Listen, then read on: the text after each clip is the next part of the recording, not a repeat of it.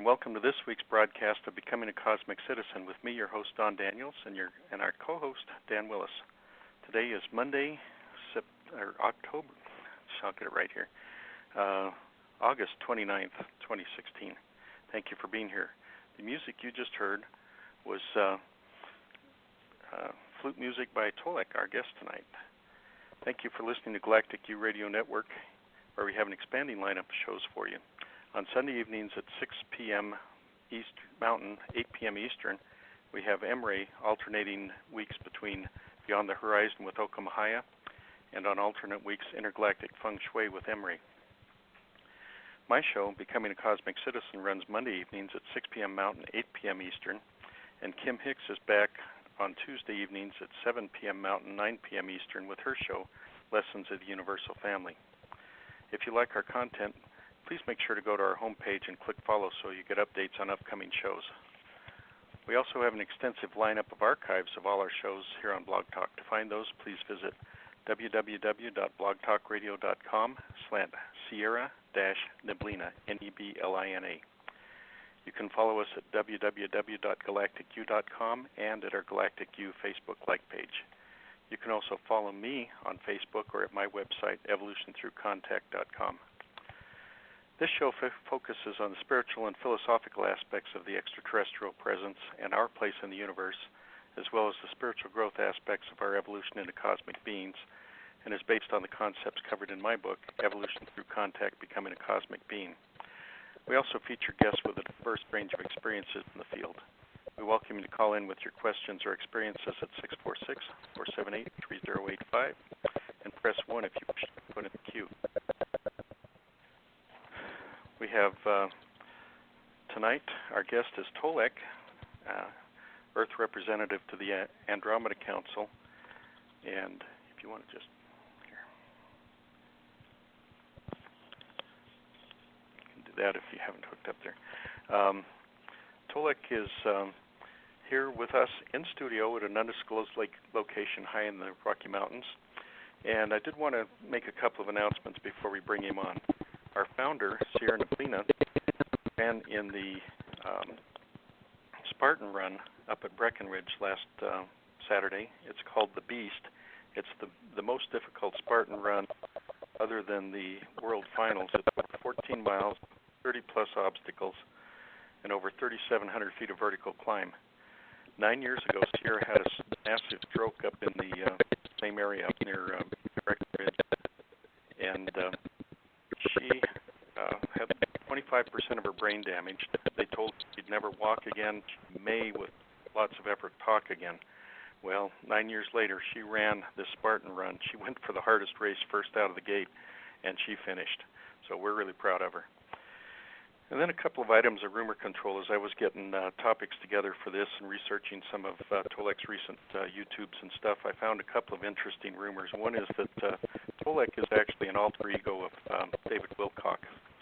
And that's kind of surprising because he's sitting here right next to me, and he's got black hair and a mustache, and he looks nothing like David Wilcock. So we can put that rumor to rest. The other is that he's a recent walk-in exchange. I saw that one. I kind of had to laugh. I met Tolec 2 or 3 years ago down in Pagosa Springs at Mark Kimmel's conference, and seems like same personality to me. There's no personality shift there, so that one looks good to me too. So anyway, Tolec, welcome. Hi, Don. Yeah. Long time no see. Yep. We've been having a great time this week. We went out in the field last night. Yes. A little UFO outing. We got a amazing orb picture. It has some incredibly huge orbs in it, and not sure what exactly they are, but they're like domes that are 12, 15 feet across. So biggest ones I've ever seen. Yeah, I'd say that some of our boys from the higher dimensions decided to downshift and park in our location for a little while and just listen in to our conversation. Yep. We only got rained on a little bit last night and only a little bit cold. We had a good time. It wasn't bad at all. And the guests that joined us were each of those people had some unique life experiences, and so we had a great time sharing some of our knowledge. Interestingly enough, there was a lot that came into alignment, so that's always good. Mm-hmm. Well, speaking of higher dimensional beings, one of the first topics we wanted to talk about, and we wanted to make this program a little lighter than the past couple where we got into deep down the conspiracy rabbit hole. Tonight we're going to talk about life in the fourth dimension as the primary topic, and one of the things we wanted to talk about was the nature of the human soul, creation, multidimensional, and partition. So, Tolec, take it away. Explain what you mean by that. Have at it, huh? Okay. Well, it's I'm glad that you're bringing up this topic because it's something that a lot of people have been asking me about recently. And as I delve into some of these subjects and some of these topics, if you have any questions and you want to ask as I start to discuss them, just feel free to break in and ask me. Okay. What I'll try to do is look at this topic from a greater universal perspective. And by that, what I mean is based on everything that I've learned from my Andromeda Council contact people about the nature of spiritual life. I think the first thing that I can do that will probably help people is to define what it means when we say spiritual life. So maybe I can start by saying what is not spiritual life. And keep in mind, I'm being literal here. As we live these lives on this planet, we have these 3D organic earth human bodies. And for lack of other words in terms of describing how we live, it's my understanding that these 3D organic human bodies are in fact animated by a slice of our much larger soul, or you could even call it an oversoul. And it's really only a slice, as I've mentioned Don and other people, you could describe our oversoul as something that's almost as large as a 24-slice extra-large pizza. And again, my understanding for my people is that it takes about maybe a slice or a slice and a third out of the totality of your oversoul to animate this earth human body. And most people are able to begin this experience when they leave the cosmos, if you will, whatever they're doing, in their higher dimensional form, and they enter earth human life by entering the human child, the fetus. I don't know the exact time frame, but think of it as somewhere between 3 weeks to a month and a half before the birth of a child through the mother's birth canal.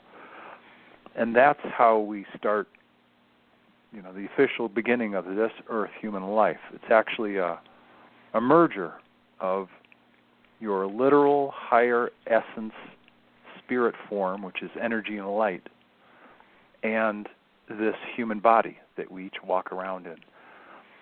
And it's my understanding, again based on what my people have told me, that your spirit essence, if you will, your soul or your oversoul, it was created thousands and thousands of years ago. As an example, it's my understanding that my soul essence was first created on the planet Dakota, which is a planet, one of 4 planets that revolves the Tegeta star system, which is located in the Pleiades. Now, getting back to the topic of this, if you will, piece and a third, this slice of your oversoul, you could also describe this as a segmented or individuated slice of your oversoul that's choosing to have an earth life experience.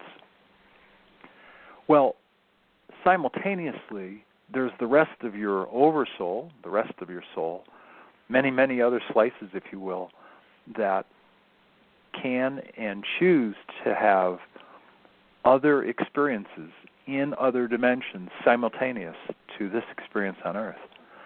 And so it's, you could almost call this topic the partitioning, of the human oversoul, because again, only about a slice and a third is necessary to animate the Earth human body.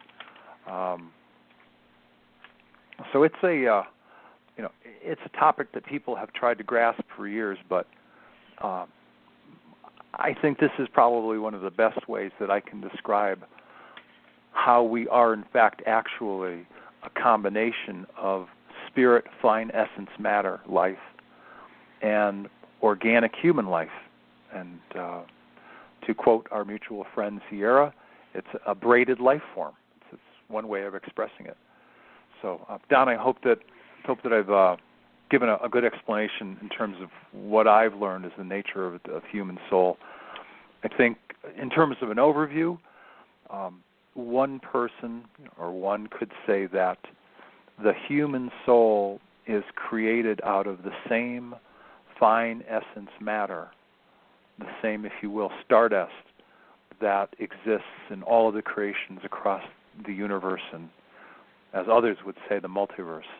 And we are, in essence, incredible light beings that shrink down a part of us so that we can experience Earth human life in this organic form. So it's a highly interesting experience.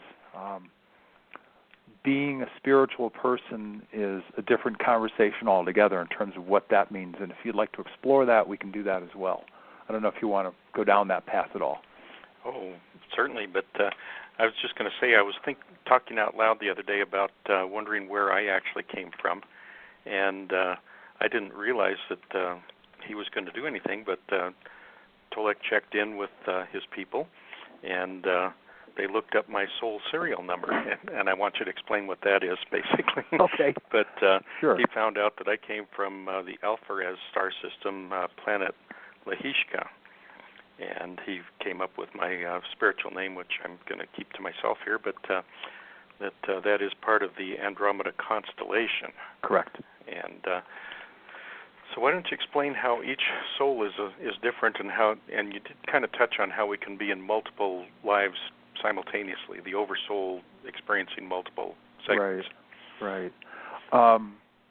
It is my understanding that just like each star, each planet has its own evolutionary blueprint, each star and planet also has its own unique, if you will, digital signature. You could say that, and I'm going to create one for the sake of this conversation so people get it. Let's say that Mars might have a digital signature of 47995711, and I'm just creating this number. And that's what they dial into the Stargate when they want to go there. Right, like an address. Well, yeah. The same thing for each soul. Each soul. As a matter of fact, this may be hard to believe, but I've heard this from speaking with Azar, who's the chief medical officer of all the Andromeda Council, what we would call hospital ships or medical biospheres. Interestingly enough, Azar has a complete record of all of the signatures for every single soul here on Earth. Don Daniels may be digital frequency number 147995552, and I may be 199255557. I don't know what the real numbers are, but I'm using these as examples to indicate that each and every human being, that is to say, each and every soul that inhabits a human body on this planet, we each have our own unique digital signature, if you will, our own unique frequency. And that is the key way that many of our higher dimensional friends and or family members, call them higher dimensional ETs, if you will, call them star people, by locking in on our digital frequency signature, they're able to locate us and find out what we're doing, check in on us. And this is consistent with every single person who occupies, who animates a human body on this planet. So that's it's just part of who we are. It's part of the composition of who we are as a unique spiritual being living an Earth human life. So I hope that helps. Okay, and Tolec. Make sure I've got my understanding right here, and then I'll let you right in, Dan. My understanding is that my soul originated in the Alpharez star system, planet Lehishka, but that it is segmented. I'm probably living multiple lives in multiple places. Correct. Through that oversoul, and this is just one segment that's me here now. Right. As a matter of fact, to make this story even more interesting, a couple of weeks before I left Tucson a few years ago, I was staying with a buddy of mine, and I took a walk one morning, and I had been out there walking this little neighborhood side street in Tucson, and I parenthetically ran into this woman. She was in her early to mid-60s, and we started this conversation. And within about, 7-10 minutes of the conversation,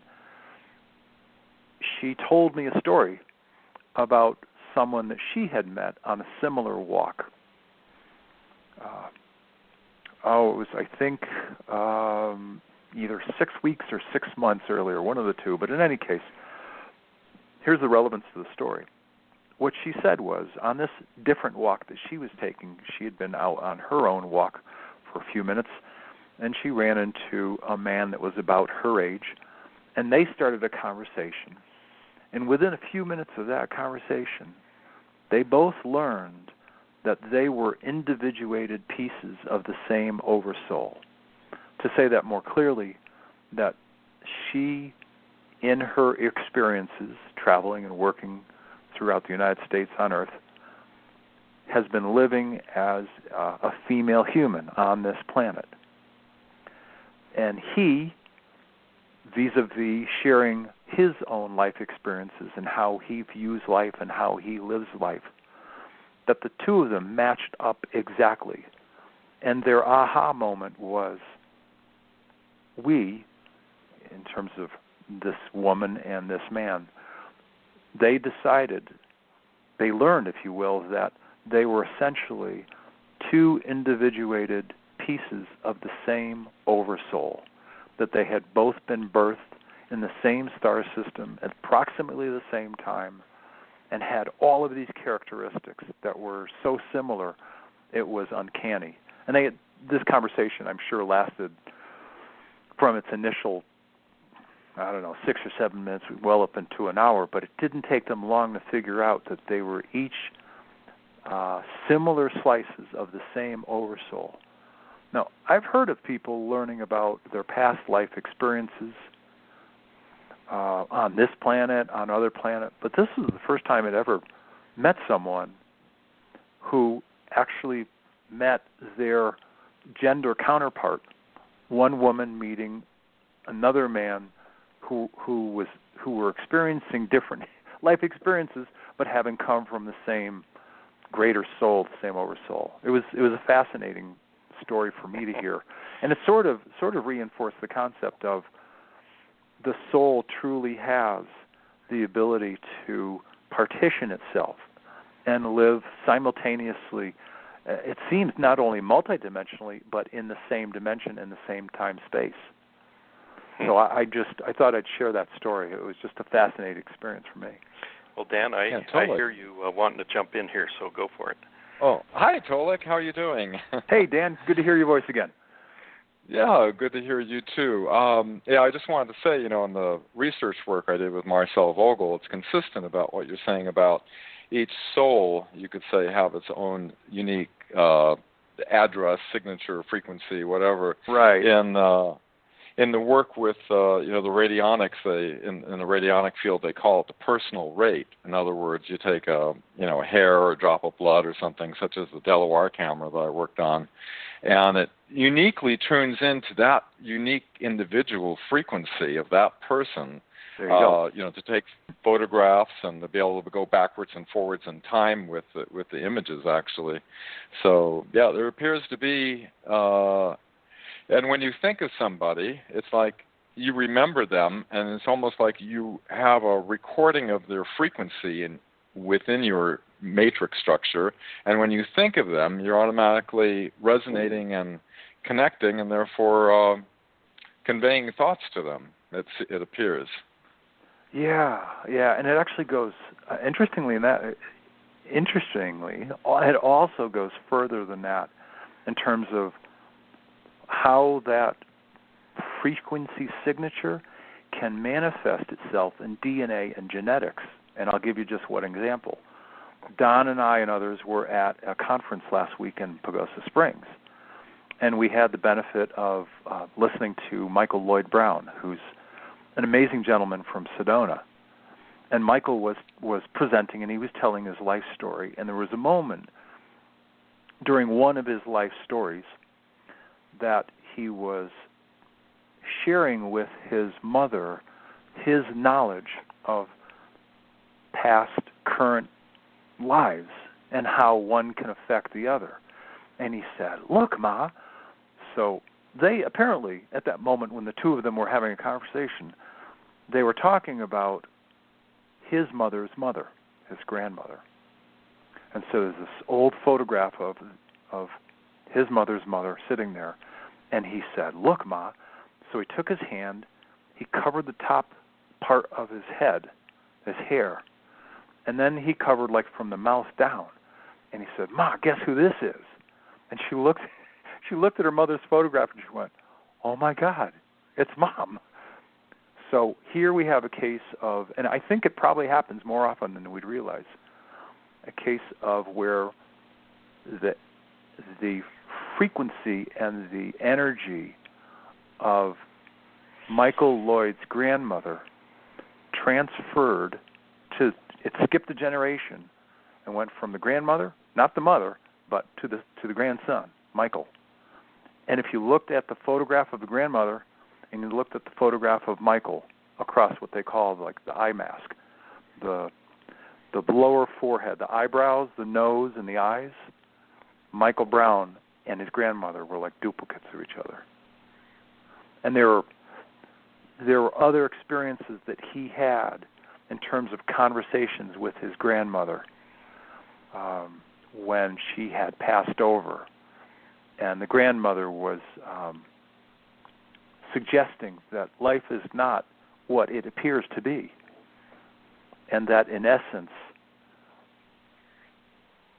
the slice of their oversoul, using my words, the slice of their oversoul that animated the grandmother was now animating the grandson, Michael. Yeah, kind of like a fractal almost, yes. Yes, exactly. Yes, exactly. And many times, you and I and others will be in these conversations and meeting different people during the course of our work, and we'll hear concepts that are really similar and line up, though the terminology may be a little bit different. And for my side, I've always found it fascinating to hear stories like yours and other people's, because they go, another piece of confirmatory information. Oh. It's consistent, Tolec. One thing Dr. Marcel Vogel used to say is that, the things that we're studying in the metaphysical area versus, orthodox science and physics, he says that they're akin to. In other words, and I find this absolutely consistent in electronics and physics and that and philosophy as well. Okay. That it's like, and you can see it in symbolism as well. There is relational relationships, even though it can be operating in a higher frequency or a higher dimension. There are some similarities to the lower dimension.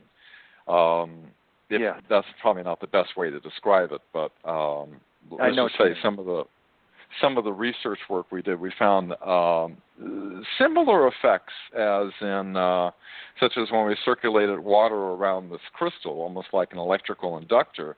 It induced the programming of the crystal into the water, and which we were able to repeat laboratorily. These experiments and again.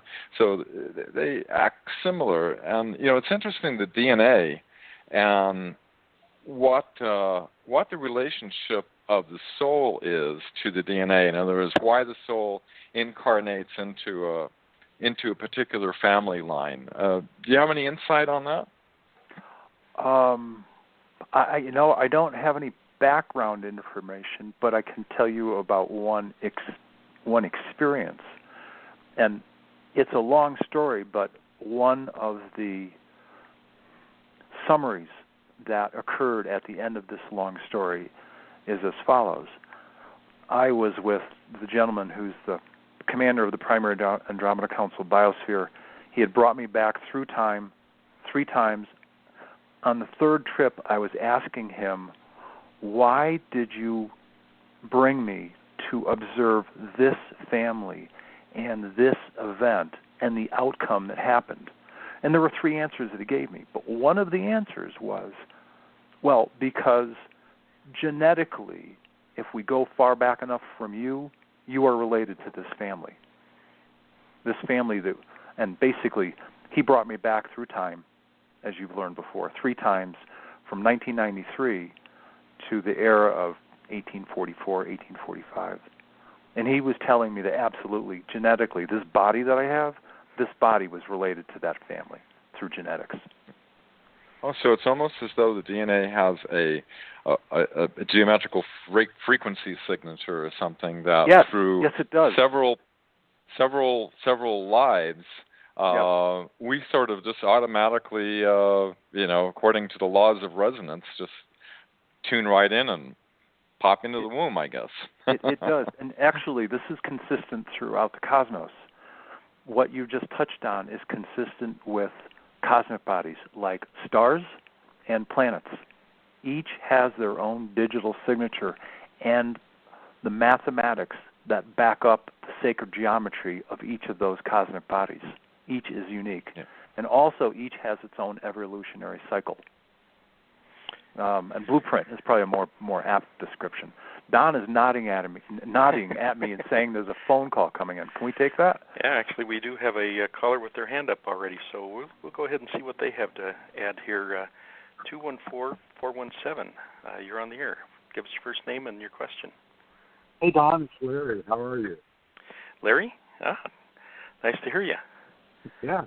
I was listening and thinking about what you said about Sierra and how I remember you told me that the black limo showed up and the government agents were there to take her into Cheyenne Mountain and what have you.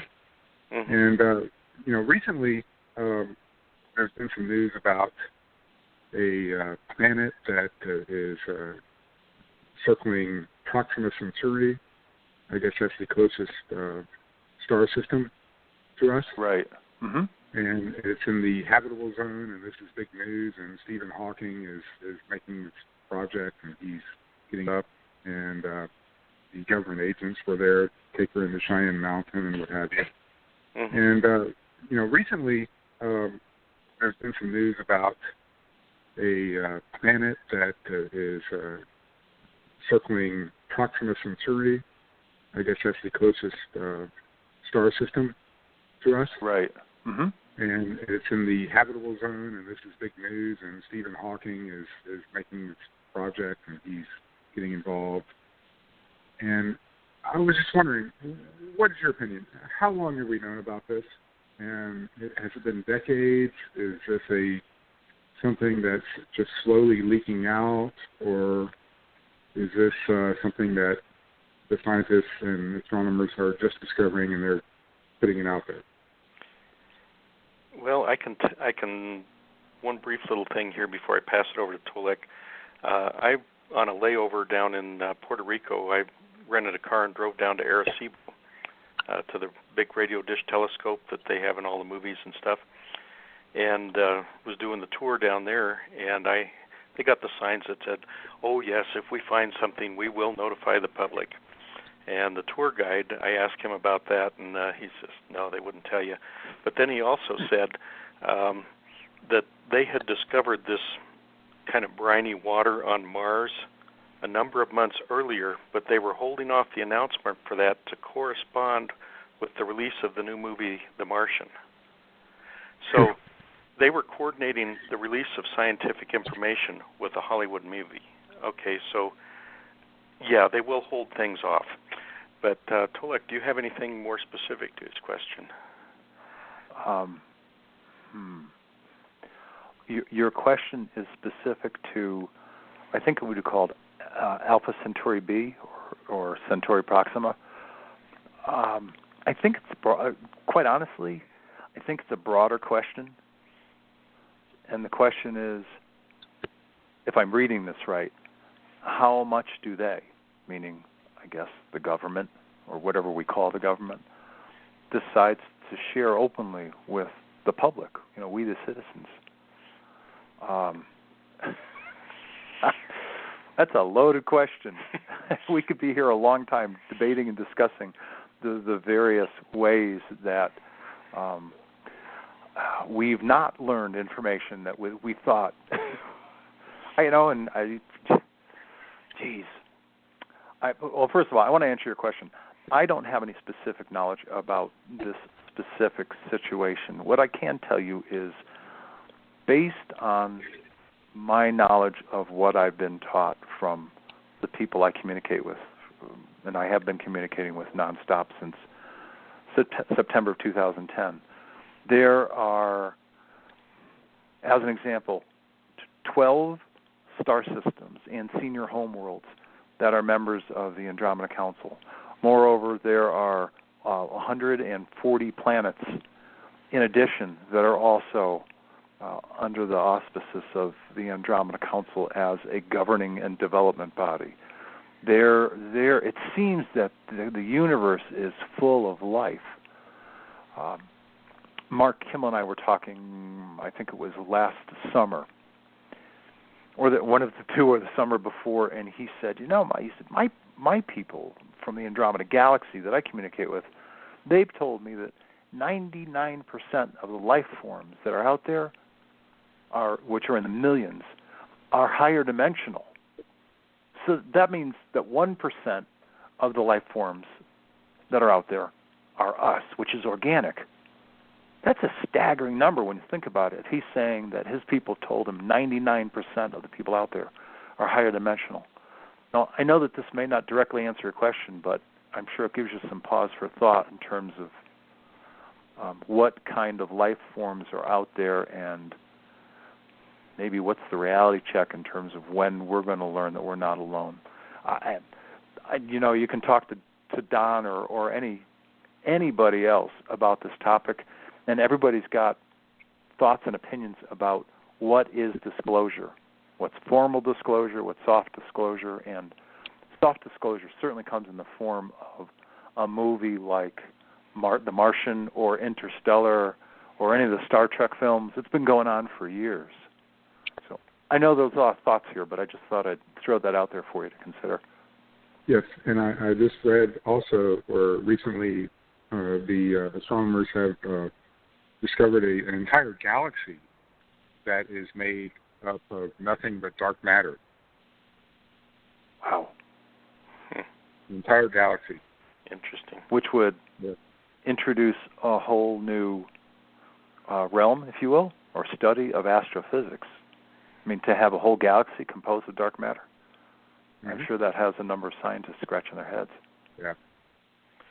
Yeah. Another thing that's had scientists scratching their heads, we've heard through Disclosure Project and Stuff Witnesses that the scientists in the covert projects were curious, were puzzled by why so many of the extraterrestrial peoples look so much like us. And my response to that would be, they're asking the wrong question. Why do we look so much like them?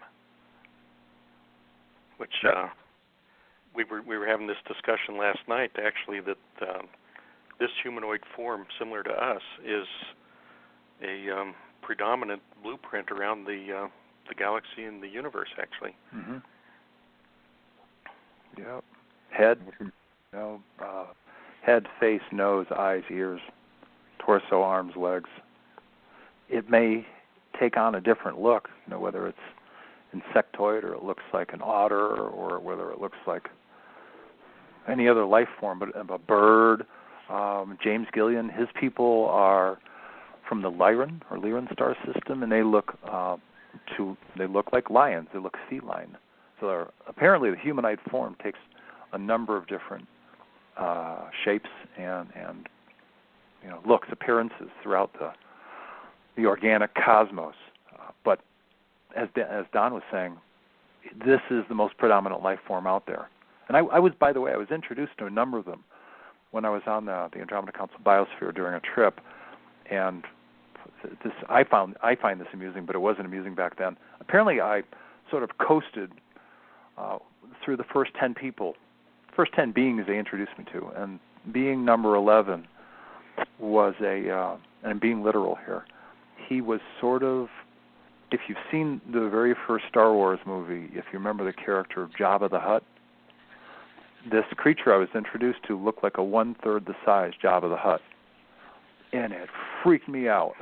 I was like, wow, get me out of here. My nickname for him was Slimy Worm Guy. Because I'd never, in my experience, I'd never seen anybody like that before.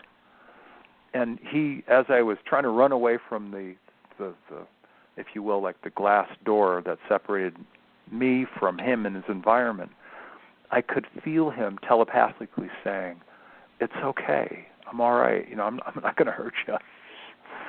But,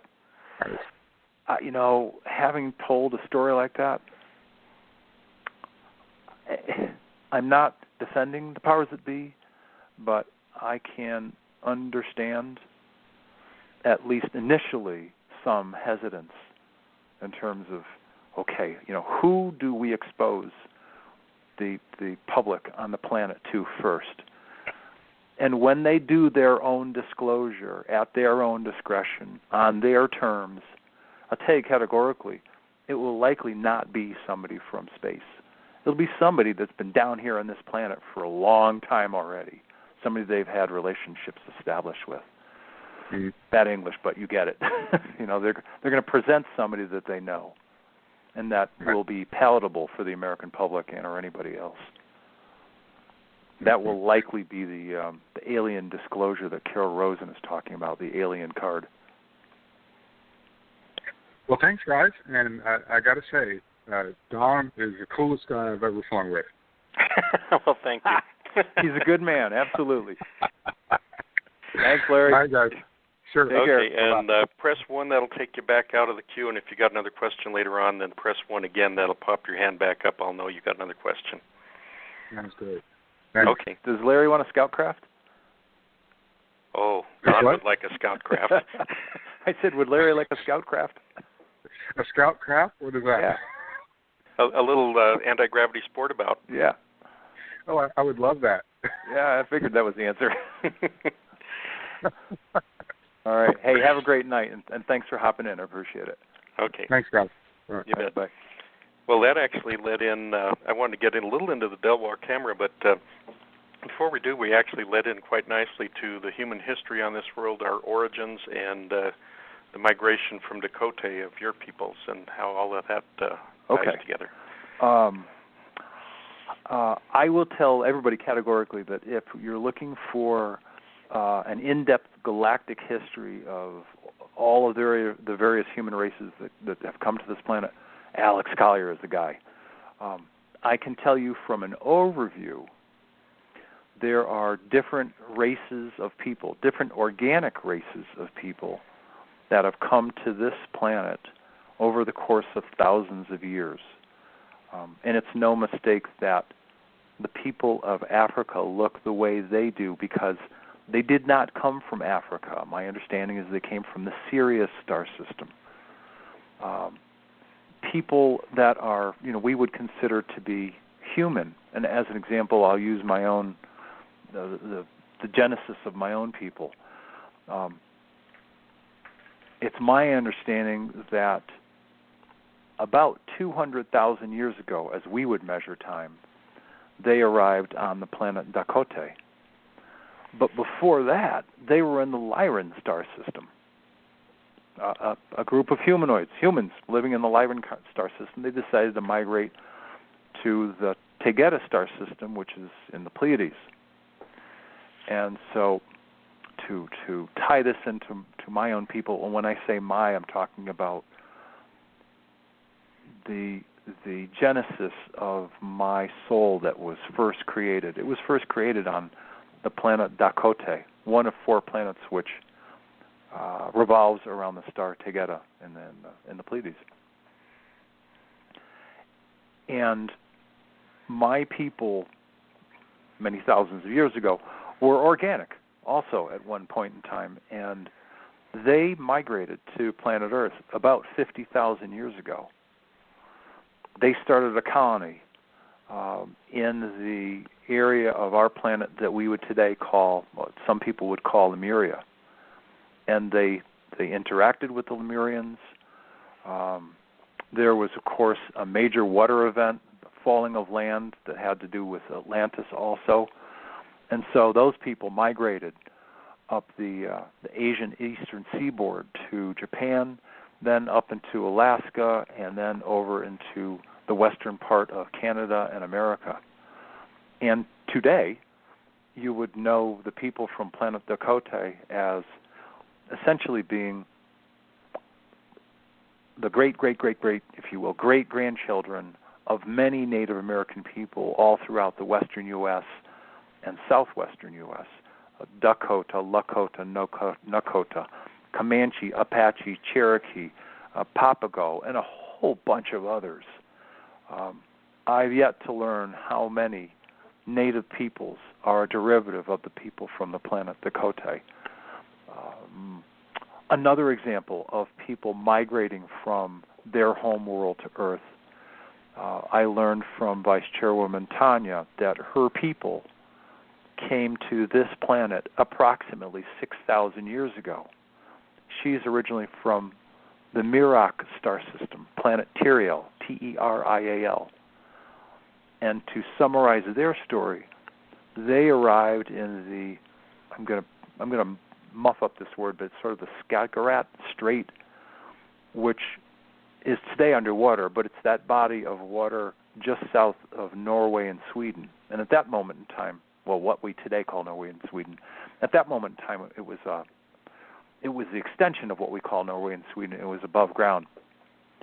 And her people are the Norse gods of old. They are very, very, very tall, muscular, if you will, pure blonde hair, and you would see them as having crystal blue or crystal green eyes.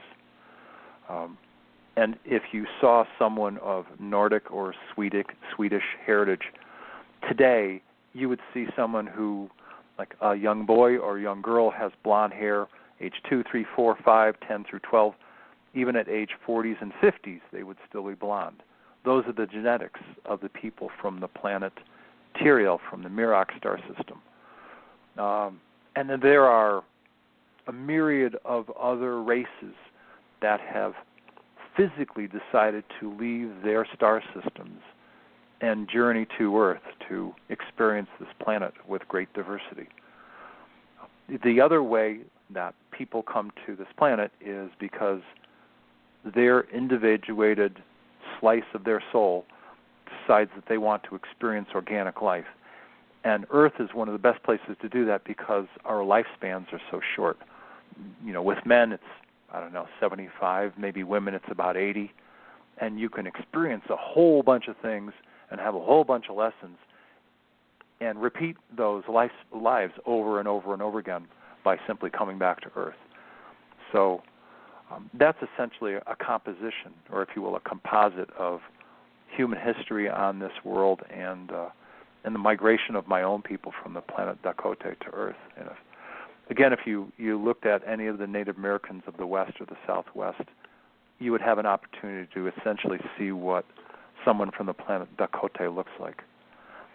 In closing, if you were ever to meet my original form from Dakota, I would be about 7'4", long, dark, almost black, straight hair, high cheekbones, sort of eyes the shape of a deer, looking very Native American. Why? Those are the genetics of the planet Dakota. So that's pretty much my narrative on migration from Dakota and the human history of the world. Okay. Dan, have you got anything to add on that? No, it's fascinating. It all ties together in different aspects. I'm still trying to figure it out all myself, actually. Aren't we all? Well, yeah, welcome to the human existence. But I did have some questions about the Delwar camera that you were talking about, what it does and how it's used. Maybe some of the people didn't hear the episode where we talked about it earlier. So if you can give just a brief overview on that. Yeah, a brief overview. In the work with Dr. Marcel Vogel, which we were studying the interface of consciousness with matter, specifically water and quartz, which both have a tetrahedral hexagonal geometry that appears to be, well, not appears to be, it is measured to be universal in resonance. So when they did the deep core samples in Antarctica, they found all the geometries in water. So it's universally resonant, and so is quartz. There is something significant about that, because they found, and this relates to the Delaware camera, and that the inner lattice angle of quartz is 52 degrees, or 51 minutes, 14 seconds, the same exact angle as the Great Pyramid in Egypt. There's a what you call an angular resonance that transfers the energy from one to the other. And as water has the angles of, 26.5 and 104, which is the half of 52 and double of 52. In other words, it's a angular resonant harmonic of that, and that's how it transfers. Now, with the radionic instruments, radionics, they're usually dials, and you could have one giant dial with a radionic instrument, and it would, do 360 degrees, which covers everything in the universe. But so what they do is make it fine-tuning, so to speak. They break it down into more dials. And what the radionic camera was a device that was built back in the 1950s that we imported into San Jose, and I worked with two other scientists on this. And what George Delaware was able to do is make tens of thousands of photographs using a drop of blood or a hair or some other type of witness that has the DNA signature that Dakota was talking about, and it would make photographs. And it was even patented in the European Patent Office. You can see pictures in the patent at marcelvogel.org, a site I put up talking about that research work. But what is interesting is if you take a drop of blood, tune this in. Now, a radionic instrument, you have to understand, is nothing more than a tuning focus for the mind. In other words, it's an extension of us, so to speak. And once resonances occurred, they would be able to, say this one woman was pregnant, and she was about 50 miles away. Now, they can be on the other side of the planet or on Mars or wherever. It doesn't matter. You can tune into the person and take a photograph. So they took a picture of the baby inside the mother's womb. And this is the only radionic instrument, and I've worked on a number of them, that had a time spiral that could go backwards and forwards in the time. In other words, they could move the time factor into the future and see what the different gestation levels of the fetus inside the mother would look like. So this is kind of substantiating to the fact of what Tolec was talking about earlier, that with just a drop of blood has that geometric frequency signature that's so unique that you're able to tune into that specific person anywhere in the universe. And then again, it substantiates the fact that we are living in a holographic reality, because that drop of blood is a small fractal representation of the whole of the person. Anyway, that's in brief. Wow. That's fascinating. And could they reverse the thing and heal problems with the person? Instead of just looking at them, could they send energy back to heal a defect? It was more of a diagnostic instrument than a broadcast instrument, although it could be used for a broadcast instrument. The Radionic Association in England keeps all these thoroughbred horses healthy, by broadcasting to them. Okay. So apparently, it can be used for broadcasting, of course. But this one was more for this was an unusual one. This one was for making photographs, and our mission, working with Dr. Vogel, was to. This was in the early 1980s, and we were trying to bring it up to current technology since it was built in the 50s, using the current technology. Now we have much greater technology, right. and it would be great if somebody picks it up and decides to do something with that. Yeah. Okay. Well, another mutual acquaintance here is William Tompkins. He at least lives in your area, and Tolec had some information that confirms some of William Tompkins' information. Yeah, there was a period of time, a few months ago, when he was talking about multiple spheres coming in and around our solar system. I went, how about that? So now I'll quote him. He said, multiple giant spheres have appeared in our solar system. An energetic barrier has been created around our solar system. Beings have appeared from the spheres, and they are directly working to stop negative reptilian ETs, the Draco's own dark fleet. Now, I've been talking as far back as August of 2011, and then subsequent months until April of 2012,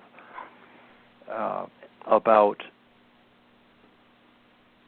the many Andromeda Council biospheres that exist. There are, in fact, 12 of them in and around our solar system. And there are, in fact, 9 of them that are forming, if you will, an energetic fence. Not only a fence around our solar system, but an energetic bubble protecting us from, if you will, any malevolent forces that might try to get back into our solar system to wreak havoc. There's also the remaining 3 biospheres, which are in and around Earth space, and those 3 biospheres have created a bubble around planet Earth. And essentially what has happened is, for the few remaining reptilian ETs that are here on planet, and I think there are probably about 120 of them, there are about 70. I've learned that there are 70 that are pure reptilians that are deep underground, and the remaining 50 some odd are hybrids. They're cosmic human DNA matched with reptilian DNA. They're all that's left out of thousands that were on this planet. And so this is one of those aha moments where I can confirm that somebody like William Tompkins has said multiple giant spheres have appeared in our solar system. An energetic barrier has been created around our solar system. Beings have appeared from these spheres. They're directly working to stop the negative reptilian ETs, the Dracos. Well, the people from the Procyon star system, planet Cana, removed, destroyed, shuttered, and the list goes on, about 15 different Draco reptilian undersea bases. Thousands and thousands of reptilian families were exported off this planet so they could live their lives peacefully out on the far edge of the universe. And many of the cabal reptilian military officers, as well as reptilian Illuminati high officials, were captured, and they were sent to the Primary Andromeda Council Biosphere for a War Crimes Against Humanity Tribunal. So there's a lot of specific information that I've learned over the course of many years, and I'm bringing it up because I've always felt that it's good to have corroboration between all of us who are learning this information at different points in time. It's worth pointing out because it says that there's something to what's going on, and there's substance to it. It's not just coming out of my imagination. And interestingly enough, I think it was the last roundtable discussion that I was having with Alex Collier and Simon Parks and a few other guys, Simon said, I can confirm Tolec's information of approximately 120 Draco-reptilian planets, and he's right. There are about 70 pure reptilians, and the remaining ones are hybrids. He said, Tolec's the first person who's ever put a fixed number on the number of reptilians that are still here. So that was unsolicited advice. Sorry, not advice. That was unsolicited information from him. And so I bring all of this stuff up simply to say that I'm not alone in terms of people who have learned this information, people who have shared it.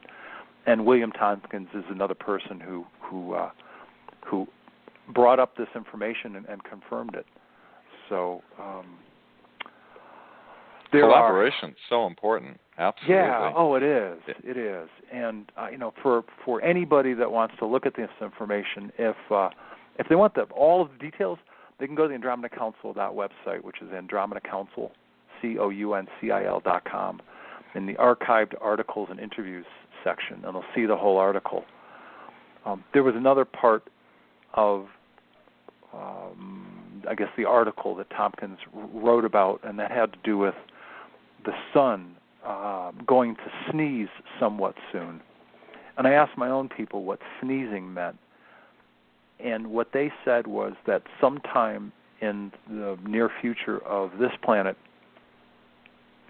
the sun was going to express a large number of the highest frequency and highest, greatest, most volatile solar flares. Large scale, very big solar flares. And I asked about, of course, the danger factor regarding the sun sneezing and expressing these solar flares, and my people essentially said, not a problem, we've got it covered. We have already positioned some of our biospheres to move, if you will, into position at the appropriate time and set up reflectors to simply bounce those solar flares back out into space instead of having them fry our little planet. So that's what William Tompkins was referring to. Sneezing would be large-scale solar flares. And my people basically said it's going to be a non-issue. They'll use, especially the engineering biospheres, to take care of these solar flares and just sort of negate them. And we need to make a comment that it's collaboration with what the other secret space program whistleblower is saying as well. Corey Goode is saying that there's the spheres equally distant around in our in our solar system that's protecting. What is your take on Corey Goode's testimony? Interesting question. I don't live Corey's life, so I'm not able to,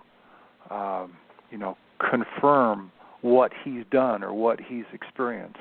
I can address some of the things that he says, and I can tell you that categorically, the people of the member planets, if you will, of the Andromeda Council, which is actually called by its diplomats and various ambassadors in deep space, out in deep space, it's called the Galactic Council, that this council comprises about 50% of the Sphere Alliance.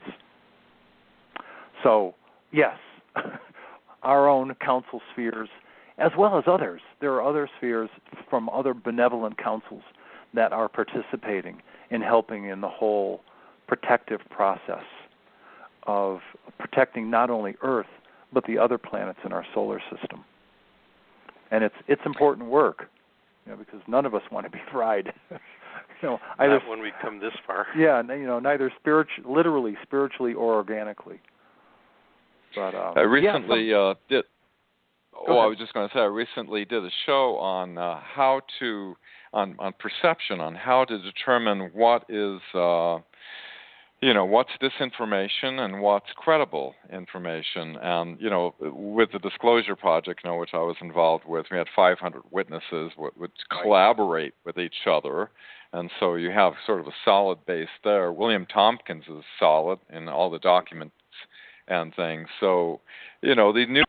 And for me, it's no different than information that I've heard Alex Collier speak about, or Mark Kimmel, whose soul is originally from the Andromeda Galaxy, and what his people tell me. What he tells his people and that he shares with me. I listen. When both of those guys talk, and when other guys like Win Keach or Simon Park speak, I'm listening to the knowledge that they're sharing and see how it aligns with what I've learned. And I honestly do my best to keep my personality out and just kind of listen to what they're saying and see how it lines up.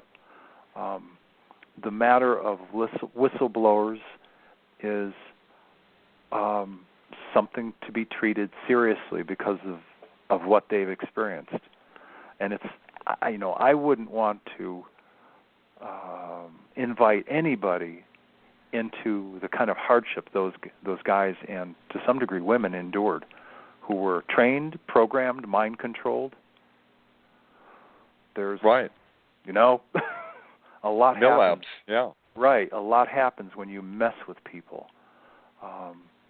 And matter of fact, as Don and other people know, I and Jim Nichols and Stuart Swerdlow and a whole bunch of other people are going to be in a conference that I'm producing this coming October. And as an example, Stuart Swerdlow is one of those people who said, I am going to come through this a better person. I am going to heal. I'm committed to being a better person. I'm committed to using my gifts to teach, to help people. So there are all sorts of paths that people can take, even though they've been in my lab situations. And I honestly think that guys like Corey and Stuart and others are doing the best they can to help and to inform and to teach. Yeah, I think it's an important topic because, there's a lot of people out there that are trying to figure out, some of the information that you're sharing, Tolec, is like, whoa, way out there for some people, Sure. Some people are at different levels. And so I think it's important, especially when you take in consideration that there's a Snowden leaked about GCHQ and the perception management and all the different ways that they're throwing in to muddy the waters of the information, so people basically just throw their hands up and say, I don't know what to believe. There's just too much information out there, and some of it's conflicts, some of it sounds real. I believe there's a certain truth that has a certain degree of resonance in people that Sure. people tune into. So I think it's good to give people like tools to I think the only thing people can do is just do your own research. Don't trust anybody, right. And see what makes sense and what collaborates, and put it on the shelf and give it some time. Yeah, and also see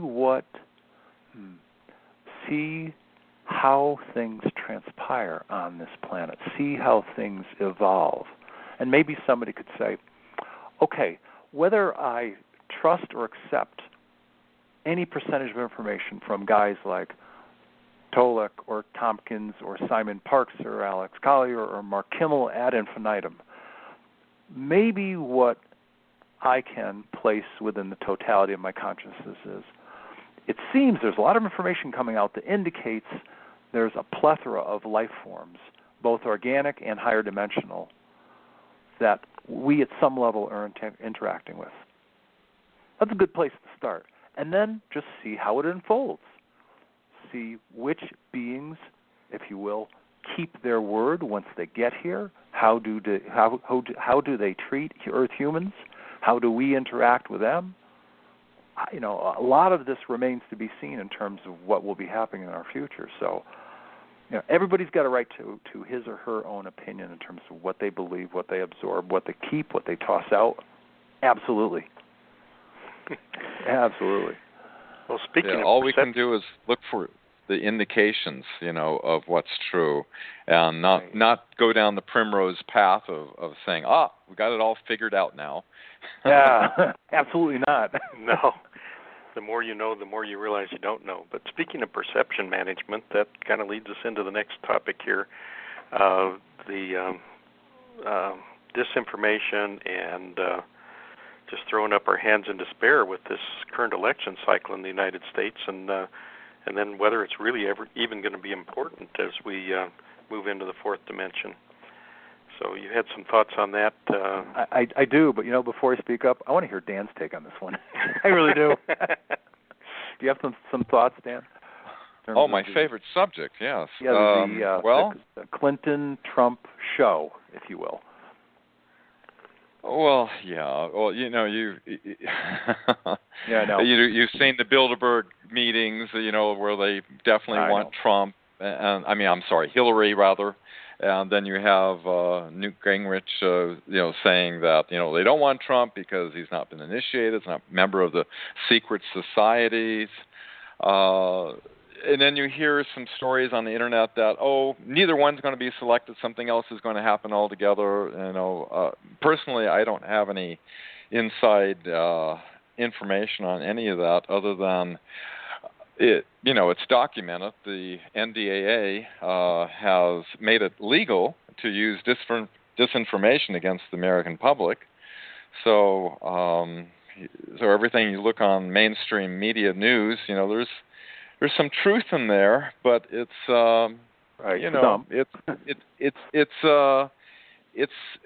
it's put into such a way so that your perception of it fits the agenda that the people that are, as Clinton said, there's a secret government, and inside the government, I don't control it. It's moving in that direction. So yeah, they're desperately trying. I understand I don't know if this is true or not, but the UN on September 1st is taking ownership of the internet. I know they definitely, Brzezinski is concerned that there's a global awakening happening, and obviously there is. And that a little late on that one. This is back in 2012. He made that statement. Okay. Today they are even more concerned because it's going exponential. These talk shows like Don has, and when I first and this statement is not about my ego at all. When I first started to do this work in the late summer of 12. Sorry, I apologize. In the late summer of 2011, and reporting what I was reporting in the details that I was providing it, there were a handful of internet radio shows that were doing the kind of digging that people are doing today. Literally, there were a handful of shows. Today, they're in the tens, maybe, I don't know if it's upwards of 100 plus, just based here in the States. There's Jay Perrone in Scotland, and Red Ice Radio. Alan and James and Stephen George in Ireland, and people in France. It's a global phenomenon now. I've lost track of the number of radio shows. But what I'd like to do is share with you and everybody else listening what I learned many years ago. And for me, it's infuriating and it's enheartening and disheartening, but I'll tell the story anyway because it's real. It actually happened. I've been a lifetime tennis player since age 23. I'm in my mid-50s now. And in 1993, I was living in Tucson, and I was taking a break in between a set of doubles with some buddies of mine. And part of that group of guys was a gentleman who was with the State Department during the Vietnam War era. And he was highly placed within the State Department during the Vietnam War era. And somehow, as it happens with guys, many topics come up, and this time it was politics. And he looked at me and he said my first name, and he said, "Do you realize that the last," and he was from Massachusetts, so I was getting the Massachusetts accent as I was listening. He said, "The last freely elected president was Jack Kennedy, and they murdered him. Every other president since JFK, beginning with Lyndon Baines Johnson, has been appointed. And it will continue to be this way in the future." So I'll repeat this. Every president since JFK was murdered has been appointed, which means that the national elections are a fraud and a travesty. The Electoral College doesn't matter. The counting of votes doesn't matter. Getting people all excited, the primaries, it's all a show because the powers that be install the person they want anyway. And Hillary Clinton is the choice of the powers that be. If Trump gets in, it means that there's been a big enough power shift up at the top of people we call the cabal and Illuminati that's essentially it. If Trump gets in, there's been a big enough power shift. And it almost maddens me to tell that story because this has been going on for years. And it's been going on. Absolutely true. And the American public has been lied to. I mean, forget the UFO ET issue. If the American public got the reality of this particular topic and understood what's been going on, there'd be a lot of pissed off people. And we always seem to wind up with a no-choice choice, the lesser of two evils. And in this case, it's two really undesirable candidates that are the only ones getting any attention. And the Joe Stein and Gary Johnson, is it? The Libertarian and Green Party candidates can't even get into the debates. Yeah, in terms of you're talking about the media coverage, press. Media coverage, yeah. Well, the media is all part of what Dwight D. Eisenhower and later Jack Kennedy called the military-industrial complex, and it's now rightfully called the military media entertainment industrial complex. And don't forget congressional. Well, Eisenhower wanted to say military-industrial congressional complex, and the CIA made him take that out. Wow. So, yeah, Alan Dulles had a assassination directive out for JFK because he wanted to release this information, and as soon as they got him out of the way and put LBJ in there, they escalated the Vietnam War, so I had to go over there. And also was trying to get us off the Federal Reserve, which is all tied into the Rothschild banking system. And, right. So that got shut down and reversed immediately as soon as they assassinated him. So, yeah, so long as they control the mainstream media, they can pull off things like 9/11 and all sorts of things and make it seem as though it's something else. Yeah, absolutely. And this may not seem related, but I'll go here anyway. And we're in a similar age group, so I'll make some references. We grew up watching shows like Gilligan's Island and MASH and Hogan's Heroes, et cetera, the Jackie Gleason Show. And there were maybe, one or two shows like Dragnet. There were cop shows on television. Now, I watch very little television these days. If I want news, I get it from the internet. But I know from spending some time with my mom, who's now 85, that there is an uncharacteristically, historically high number of cop shows, and they're dark. And they repeatedly violate our rights in these shows for the greater good. We've got to go around this law to catch the bad guy. It's okay if we get the bad guy to do whatever they can to violate all of our privacy and protections. I'm sort of wondering out loud, when did a change occur in the media that basically said, we're going to start infusing television program with all of these highly violent, highly agitating programs to further scare, control the public? Because I don't know what the number is now, but it's got to be 12, 15, 17 cop shows, between NIS or NCIS or Cold Case or a whole bunch of others. Yeah. I bring it up because it's indicative of one of the ways that the power structure attempts to control people and instill fear in them. Any thoughts, Dan? Oh, God, yes. I have a lot of thoughts on that one. We've got several more topics to cover here, so we got to keep moving. Yeah, you're right. The crime drama seemed like a perfect avenue in order to deliver the imagery to people of humans killing and hurting other humans, mostly with guns and knives and whatever. I mean, to the average person, if you just came from some other planet and came here and watched television, you would be shocked. As wow, this is what humans like to look at, like to see people again. And especially the torturing scenes have been increasing more and more, you might be noticing. Yeah. And yes. And then for the women, when they have the soap operas, which is probably not watched that much, deception is a common theme. Everybody's cheating on everybody. So you have this imagery that's going in, and not forget evil alien movies ever since 1951.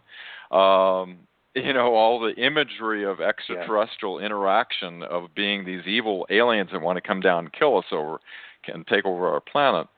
So you have all this imagery going back, and I found it kind of interesting because I handled the metal samples from the Pleiades when Dr. Marcel Vogel was looking at electron microscope at it.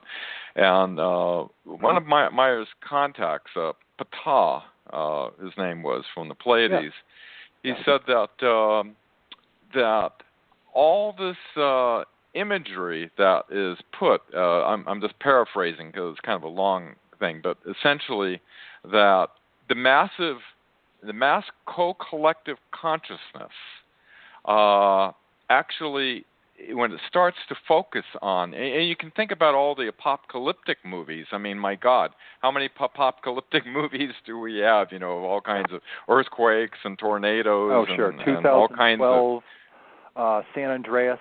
I mentioned relatively recent one. Sure. Mm-hmm. And there are many others. Yeah. So they put all this into the subconscious minds of billions of people, and what happens is, and you have to think about religion too. It must be signs of the end times, yay! So you have all these people focusing on this type of as being reality, and I'd like to talk about our co-creative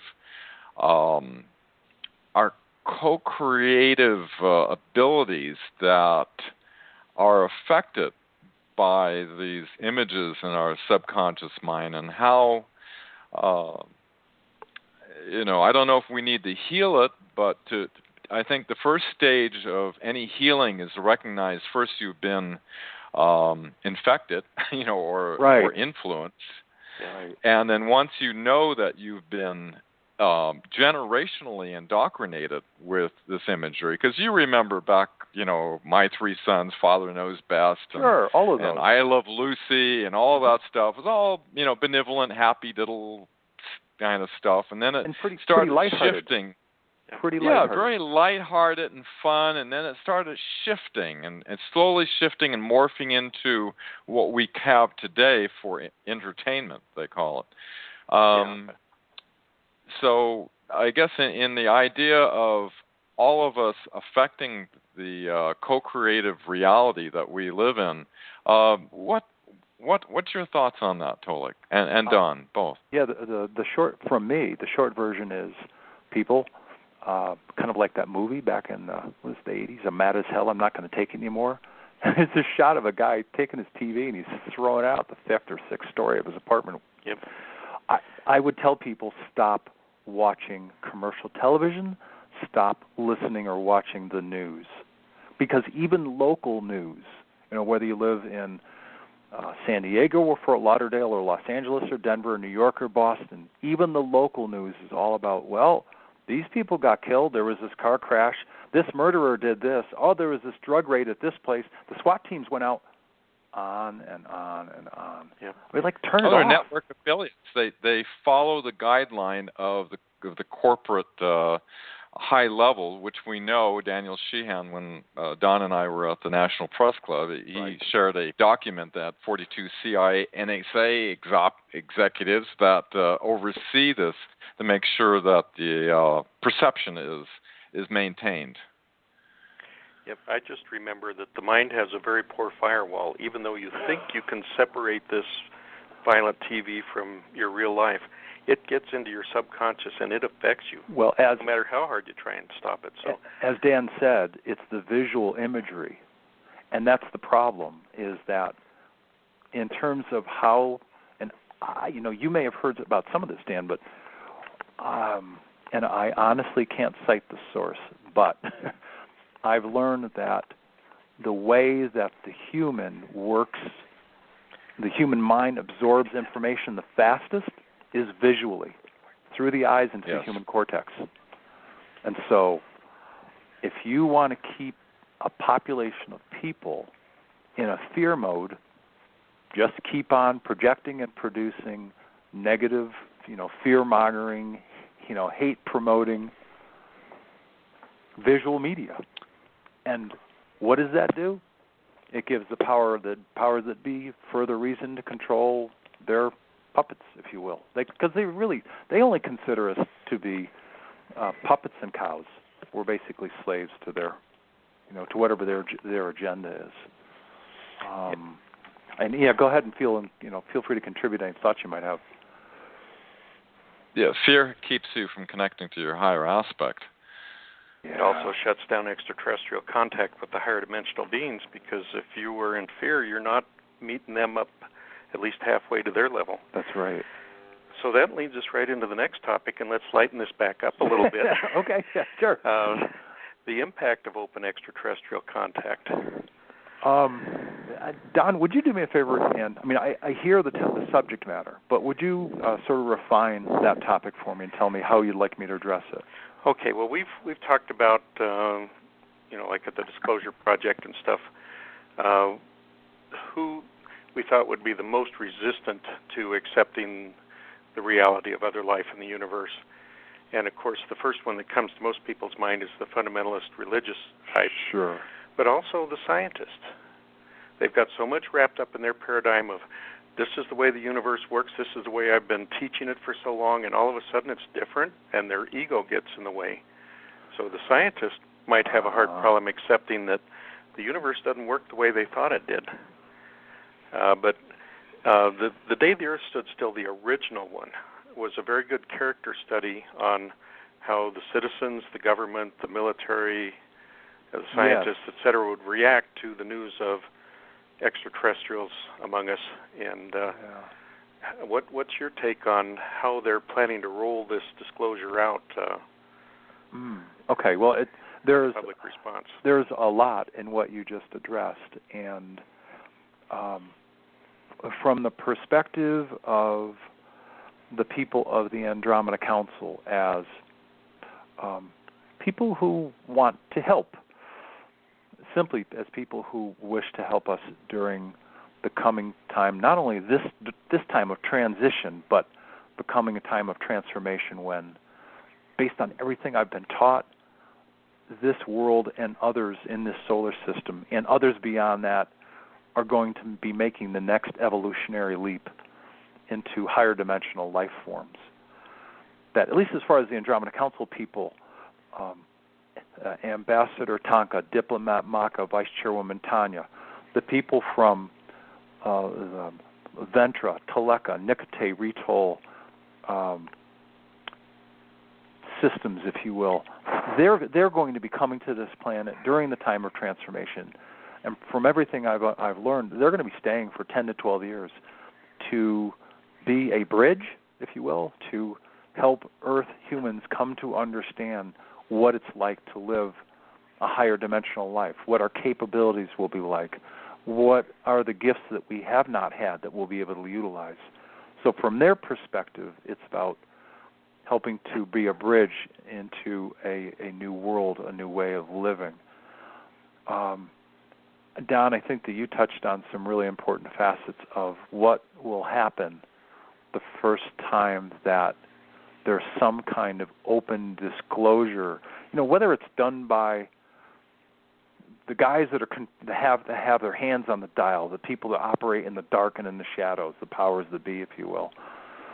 They will probably be the first movers, and they will probably be announcing some form of human-looking ET, which is tall and glowing, and beautiful colored eyes and radiating and saying, "Oh, they have all of this fantastic technology, and they're going to help us." And what I would say to everyone is, listen very closely to what is promised, as to what the powers that be and their aliens, ETs, will deliver.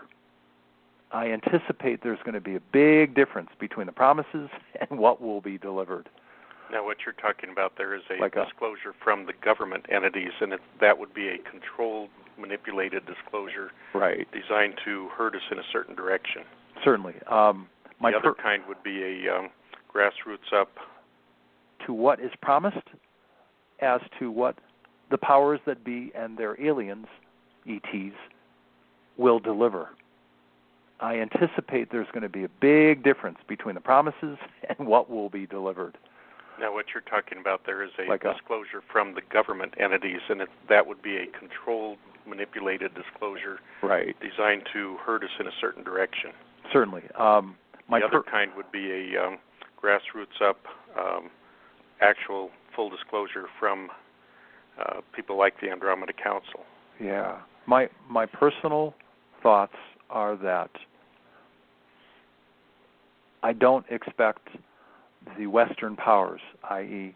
the U.S., the Canadas, the Germanys, the Englands of the world, to make some kind of formal announcement and a presentation of an extraterrestrial unless they are ETs that are already here and that they're ETs that they've already been working with for years. It will be, in effect, a false flag disclosure because they won't be ETs that are benevolent from space.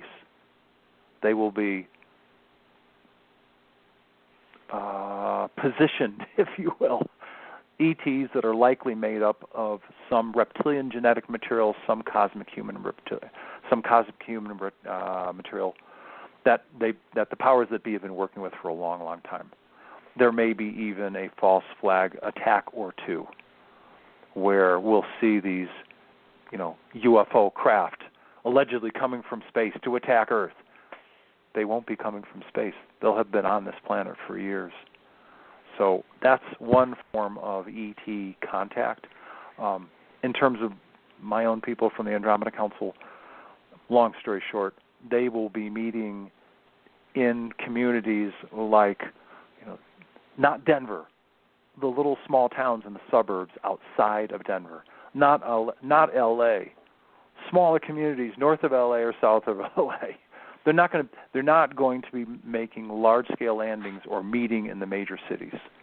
They'll be meeting with people in small communities, having conversations. Now, the crowds may grow from 200 to 300 and more people, but it won't happen in the major cities where the media and the military will do their best to kind of control it. My people will do these things unannounced in small communities, not only around the U.S. but around the world. So in terms of how their open ET contact will look like, that's how they're going to do it. And they'll only do it right before the transformational shift of this planet. And, of course, years later, at least what we today call years later. Which leads us right into our final topic about the ongoing ascension process and the difference between third-dimensional and fourth-dimensional being, what it's going to be like during the transformation for us and afterwards. Okay. Dan, you're pretty, I'd say, ramped up in terms of the difference between organic life and higher dimensional life. So I'll explain this, to you, at least what I've learned, and everybody else. As I touched on before, we are in essence Earth organic humans with higher dimensional slices of our soul essence animating these bodies. And essentially, when 3D life, and there's been a lot of talk about when, but now I'll address what, because though people are talking about the date of 2017, and all factors indicate that there's a good chance that this transformation could happen in 2017, from what I've learned, this higher dimensional transformation of this world will not happen due to some date stamp that somebody's put on it. And I've heard other people that at the peak of all of this activity, that's when the actual transformational shift, higher dimensional shift, from what we are today as 3D organic beings to living new lives as higher dimensional beings. I've been told unequivocally that the moment of change will not hurt one iota, nothing, zero. If you would be standing there, and if there would be an energetic wave coming across your body, you could look at your left hand, you would see the organic skin and the color of the skin and the muscles and the tissue and everything else, and it would just disperse and turn into like baby powder. And what would emerge underneath is your light body, if you will. That's the term most people use. Your higher dimensional light essence form will come through.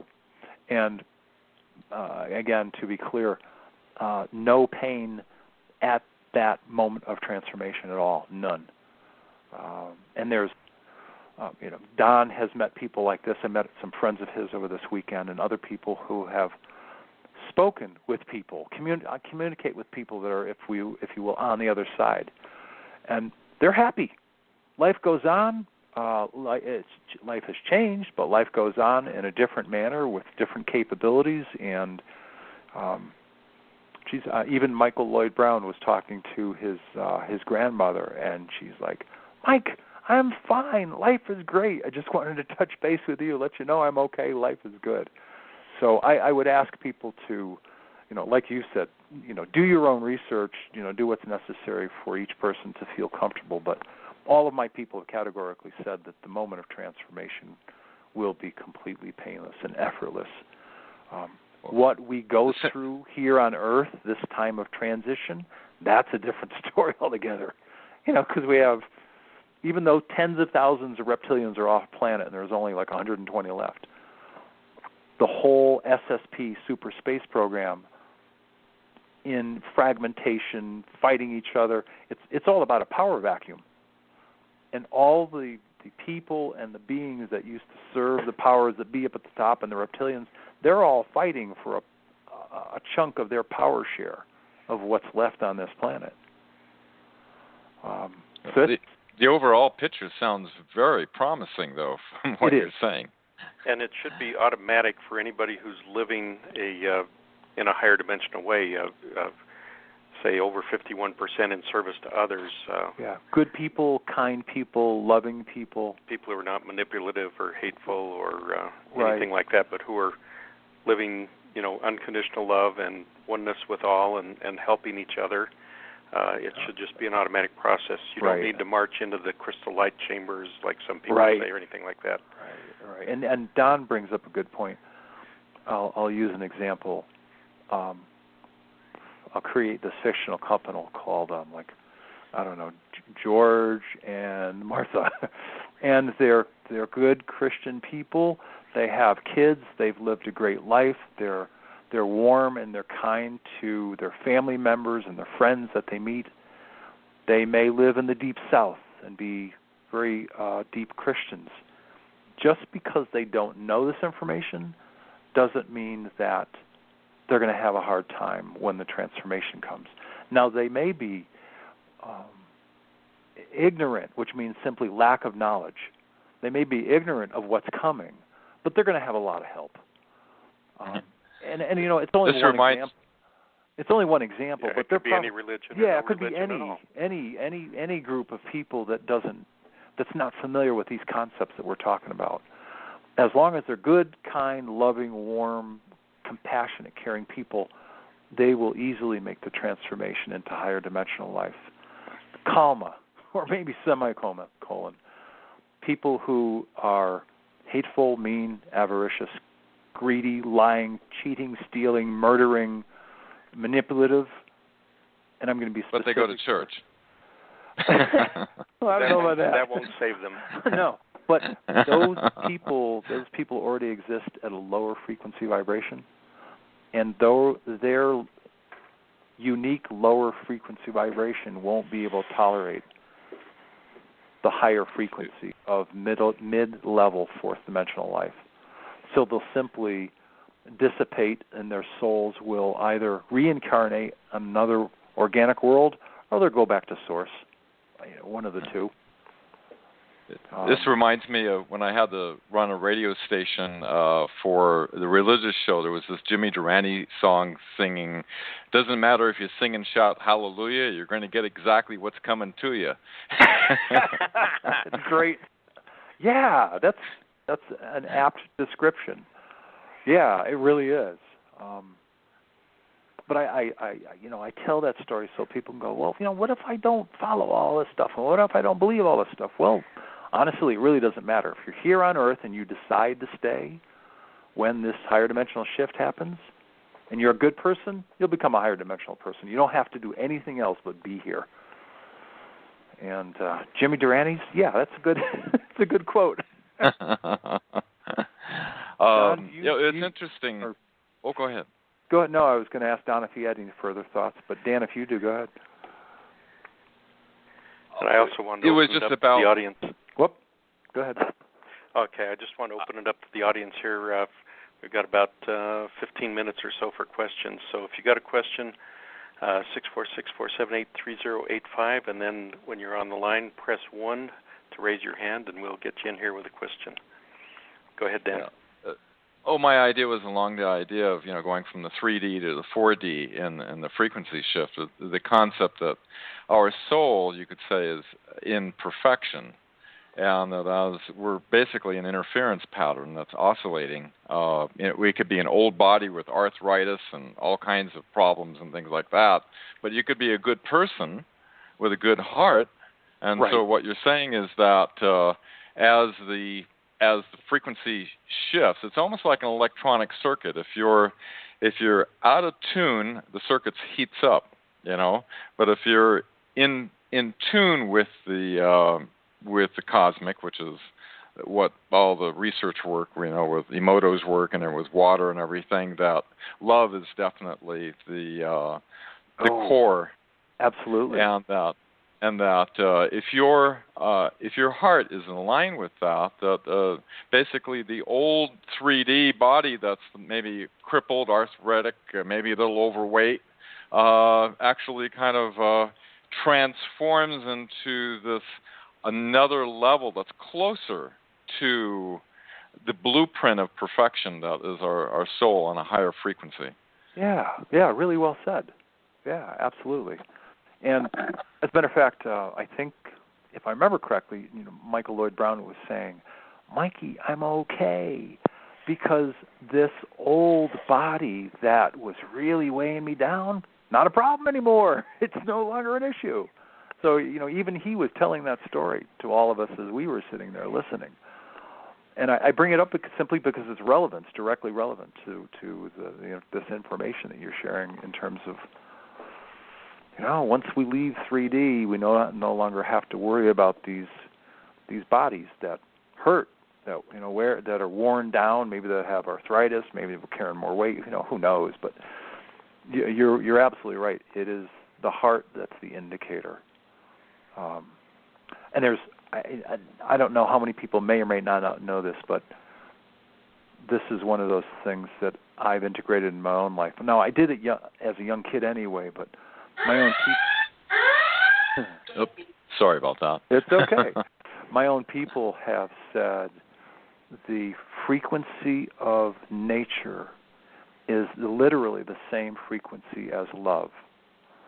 So the more we as the Earth humans can spend some time kicking around in the woods, climbing the hills, going into the mountains, and spending time in the fresh air on the pine trees, if you're by the shore, walking by the beach, the more that each person can allow that frequency of love to penetrate him or her, and simultaneously it quiets the busyness of the mind.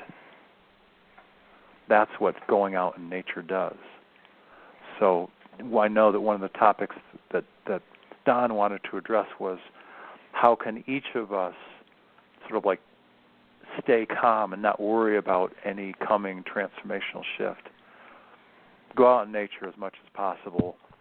Focus on your own life, your family, your friends. Be as calm as possible, and just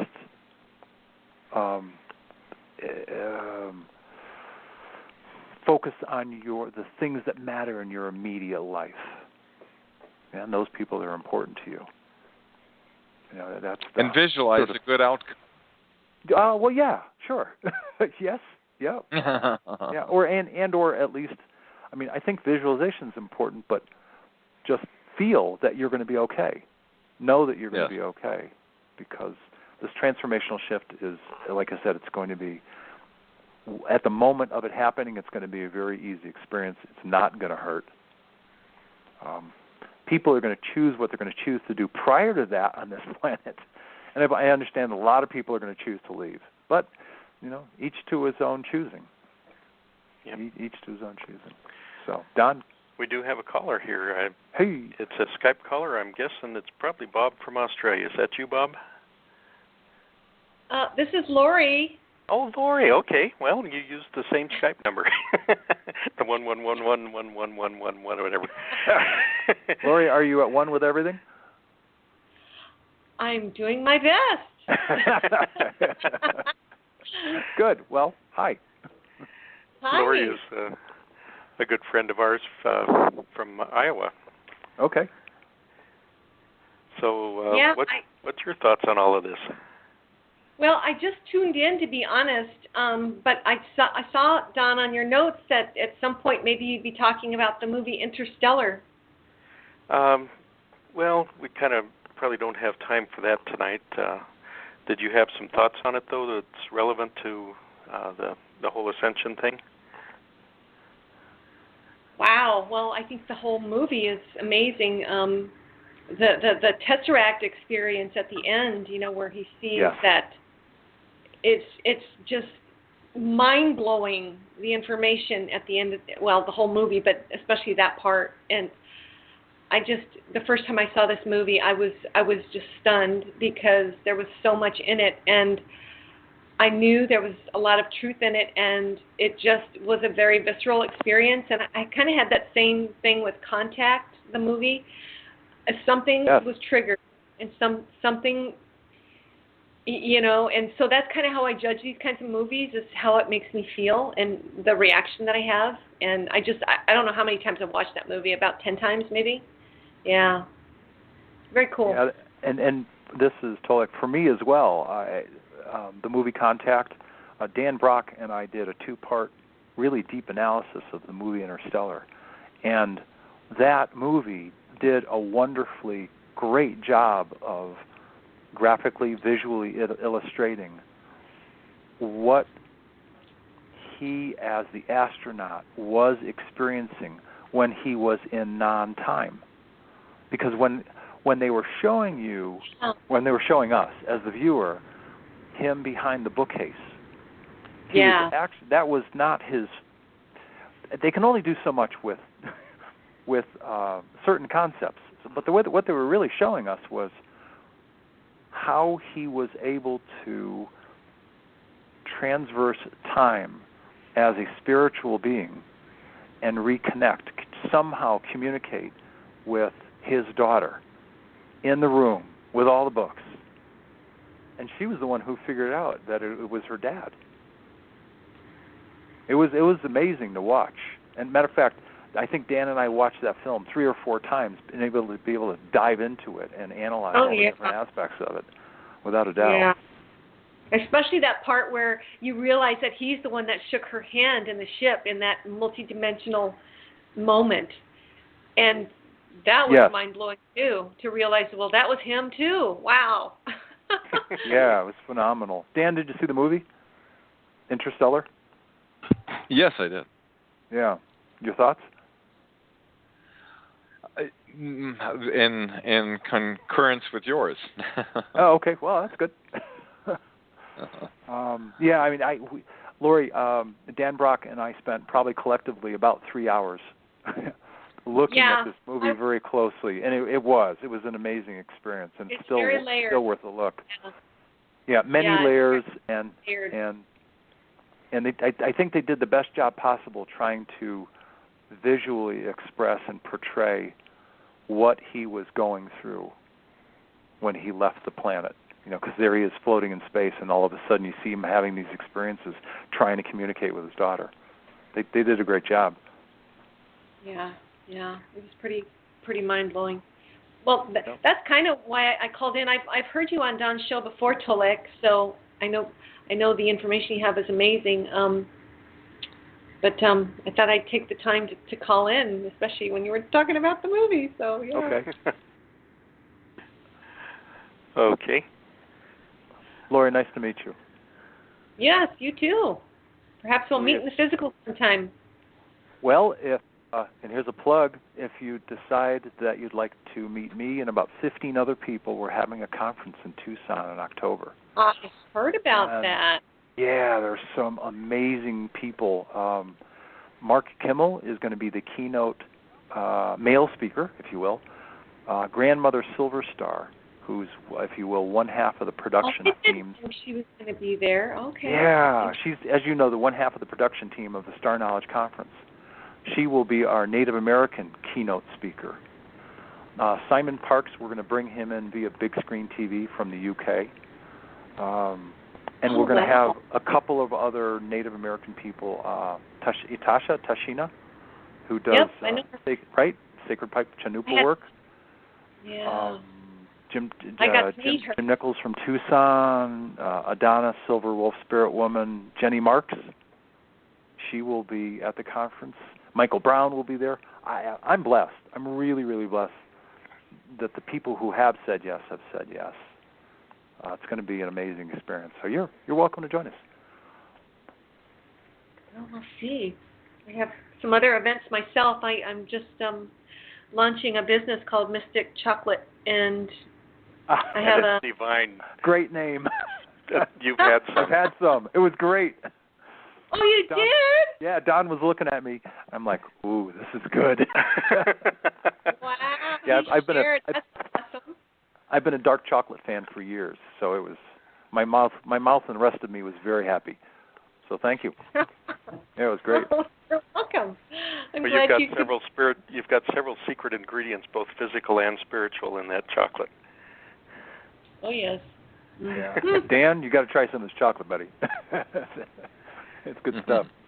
What are we doing next, Don? Well, do we have time to get into AI at all, or do you want to skip that for tonight? Yeah, we do have one other caller here. Sure. Okay. Yeah. Let's table AI for another conversation.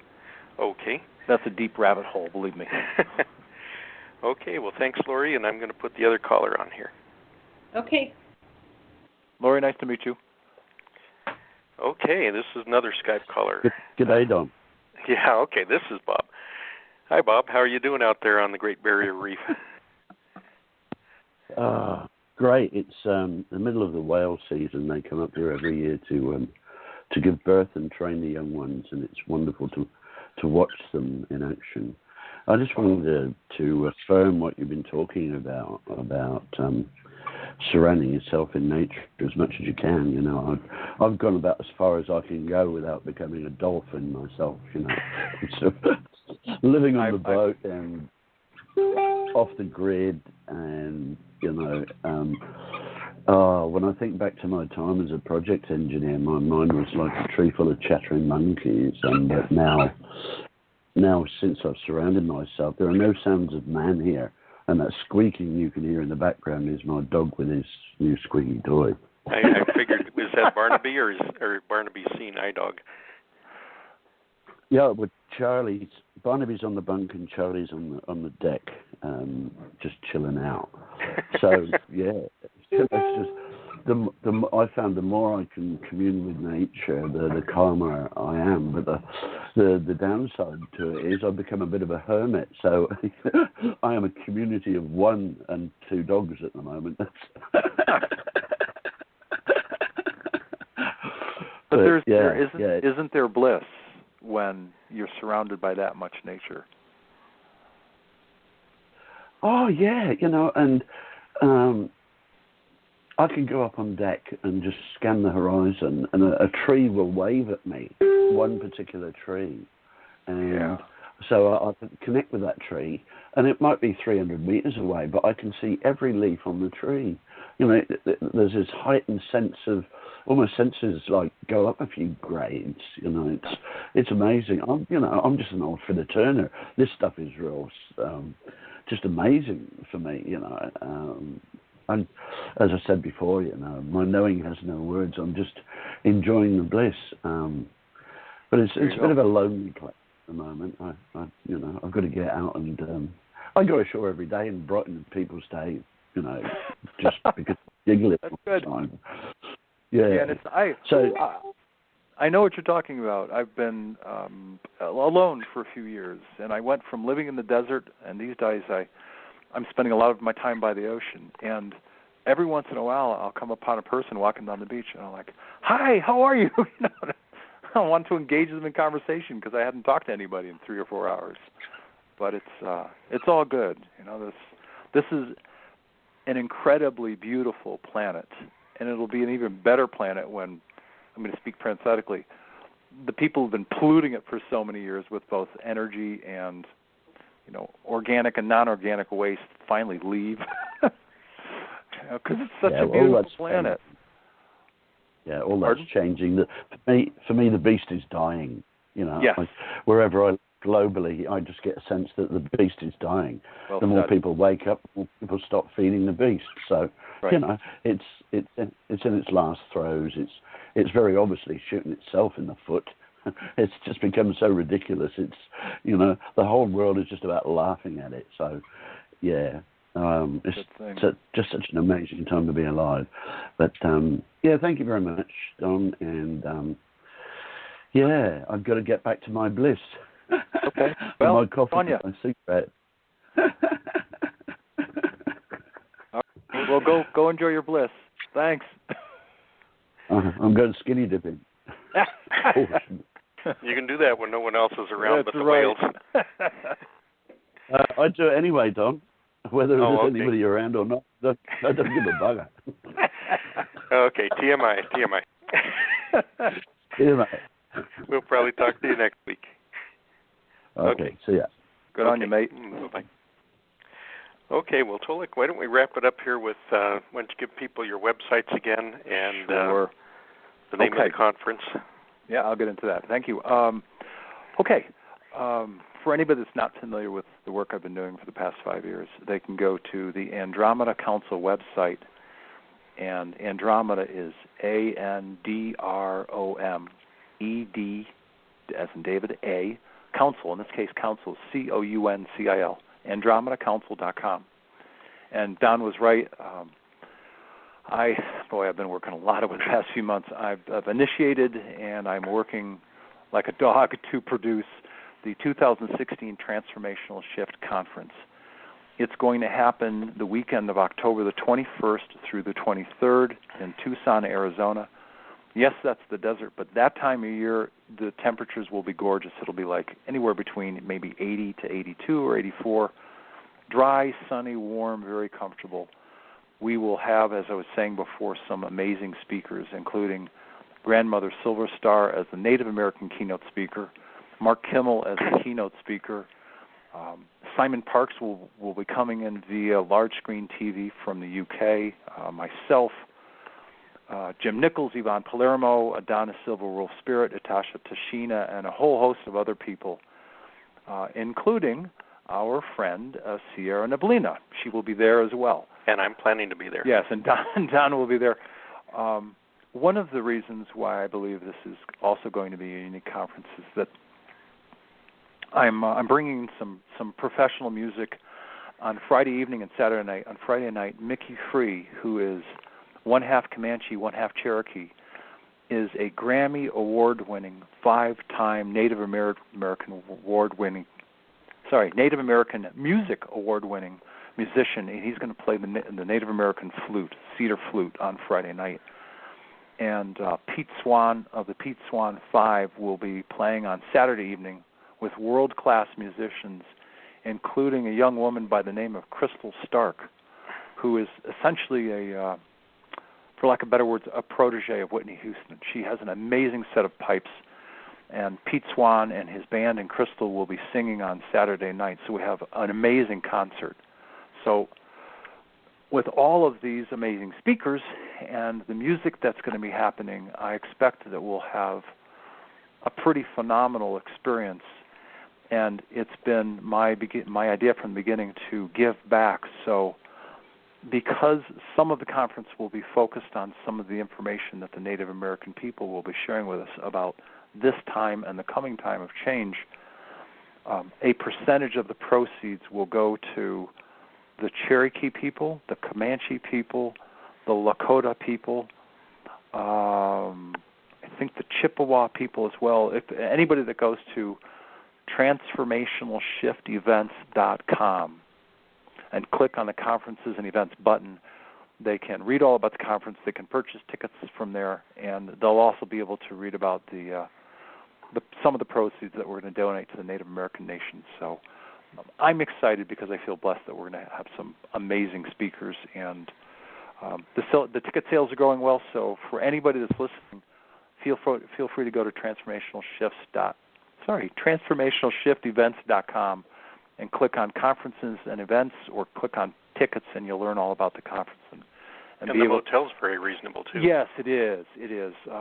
I've secured a rate of $99 a night in Tucson during the high season. That's not certainly the lowest. The lowest would be like the Motel 6s and the Super 8s of the world. This is going to take place at the Doubletree. Yeah, thank you. The Doubletree by Hilton, Reed Park Hotel. It's center to a lot of things, including the Reed Park across the street. So centrally located, and the Reed Park Hotel, this Doubletree by Hilton Reed Park Hotel has held conferences of this type before at their facility. So they are welcoming us with open arms. So it'll be a great experience. Okay, well, why don't we, since we don't have time for one of the longer songs, let's close out here with, can you pronounce the name of this deal that you actually performed? This is you on the flute, and it's Kehali? Oh, yes, it's called Kehali, and it essentially means flowing water. That's the translation. And I first played it and performed it in the summer of 2012. And have you done also on Planet Dakota? Yes, I have. Yes, go ahead, Dan. Oh, I just wanted to say thank you for giving us, the people of Earth, some inside information that is much desired and appreciated. Oh, thanks. I really appreciate it. Honestly, I'm doing the best that I can to sort of be the best person that I can be in sharing what I've learned, and I always take questions from people. It's my job. For lack of a better word, it's part of my life on this planet, but it's something that I want to continue to do really, really well. So, I'm just trying to help the best I can. So, thanks for the appreciation. I appreciate it. Okay, Thank you. Good night, everyone, and we'll see you hopefully next week. I'm trying to line up guests for next week. I've got some for the second and third weeks of next month already, so we'll be talking to you soon.